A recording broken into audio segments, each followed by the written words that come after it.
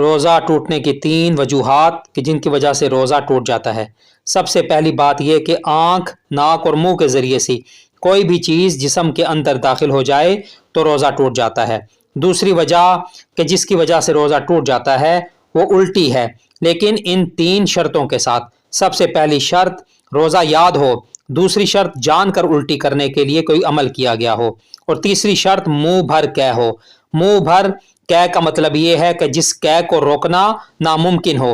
یہ تینوں چیزیں جب ایک ساتھ جمع ہوں گی تو روزہ ٹوٹے گا، ورنہ نہیں ٹوٹے گا۔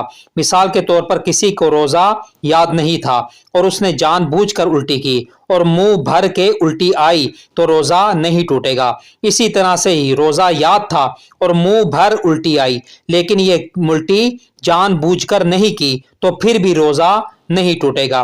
تیسری وجہ یہ کہ روزہ یاد ہے اور جان بوجھ کر الٹی کی ہے لیکن یہ الٹی منہ بھر کر نہیں آئی تو پھر بھی روزہ نہیں ٹوٹے گا۔ تو پتہ چلا کہ ان تینوں شرائط کا ایک ساتھ جمع ہونا یہ ضروری ہے۔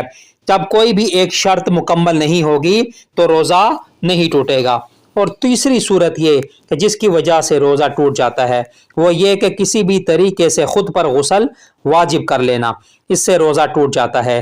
ایک نقطہ ذہن نشین فرما لیں، ایک ہوتا ہے غسل واجب ہو جانا اور دوسرا ہوتا ہے خود اپنے آپ پر غسل واجب کر لینا۔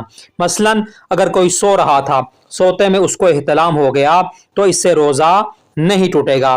اس کے علاوہ کسی بھی طریقے سے کوئی شخص اپنے اوپر خود غسل واجب کر لیتا ہے تو اس سے روزہ ٹوٹ جائے گا۔